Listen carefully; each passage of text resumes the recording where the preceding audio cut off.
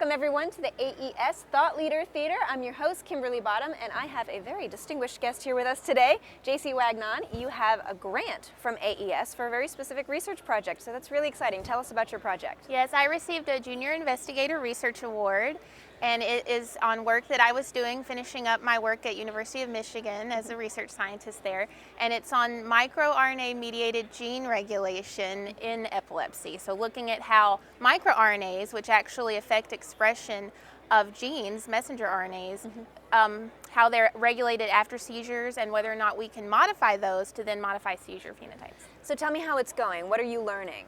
It's going pretty well. So actually, the exciting news is that I think in part due to this research award, I did receive a tenure track faculty position. So I was in the process of moving. I'm now at The Ohio State University, and my mice that I'm using for the project are going to be coming in soon, and we're going to be able to actually do the manipulations that we'd like to do. So I think that we're going to be able to test our hypotheses in the grant and answer those questions. But right now it's in the process of moving. Exactly, but I mean, it's great that AES has been accommodating as the research project has continued on. AES has been a great support. So I started in epilepsy research over 10 years ago, and I've stayed in this community in large part due to the supportive nature of the community and including AES and the generous donors who have made these awards possible. So it really helps young researchers like myself establish that independent focus and then move on to start our own labs where we can keep studying epilepsy and hopefully find cures for these Exactly. diseases. And obviously it's affected your career positively. For anybody out there who is wondering the benefits of getting involved with AES and maybe searching out that grant money, what would you tell them? What advice do you have? It's wonderful. So not only can you apply for the grant money, which is going to help you at all stages of your career,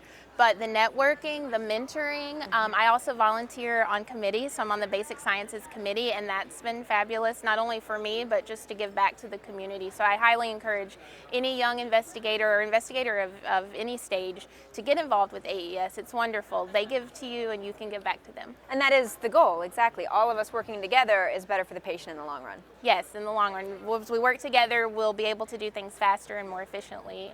And with the support from AES, we're going to get there. Awesome. Well, thank you for sharing, and thank you for all the hard work that you're doing. We're excited to see the outcome of the study. Thank you. Thank you for joining us. This has been the AES Thought Leader Theater. I'm your host, Kimberly Bottom. We'll see you next time.